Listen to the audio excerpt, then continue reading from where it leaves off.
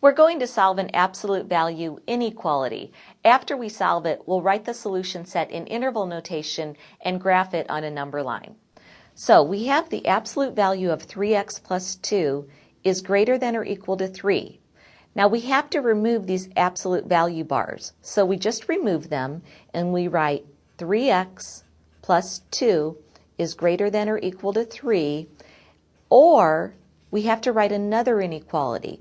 We write 3x plus 2, and we reverse this direction, make it less than or equal to, and take the opposite of the right-hand side, negative 3.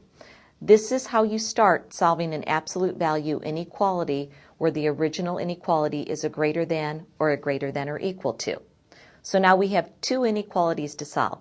Let's take a look at the first one. Let's subtract 2 from both sides and we'll get 3x is greater than or equal to 1.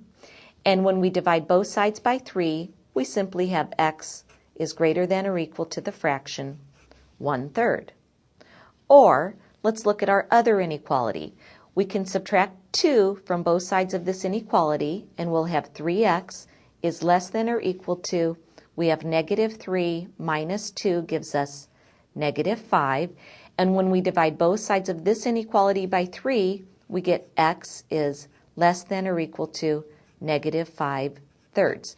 Now remember, it's x is greater than or equal to 1/3 or x is less than or equal to negative 5/3. The or represents a union. So on the number line, here's what it's going to look like. Let's put 0 here. Here's 1/3. Negative 1/3, negative 2/3, negative 3/3 I'll just write as negative 1, negative 4/3, and negative 5/3. Now, first we have x is greater than or equal to negative 1/3.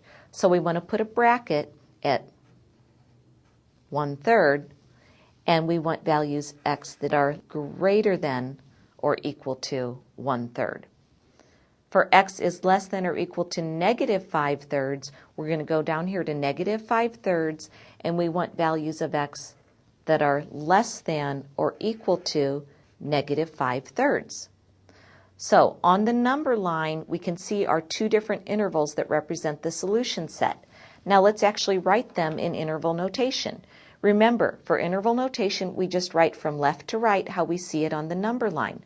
Since this arrow at negative 5/3 goes on to negative infinity, then negative infinity is going to be the first thing that I write. Remember, anytime you're writing negative infinity or positive infinity in interval notation, you use a parentheses by the negative or positive infinity sign since it does not indicate one specific number. So we have from negative infinity up to and including negative 5/3, union from 1/3, again, closed interval, up to positive infinity.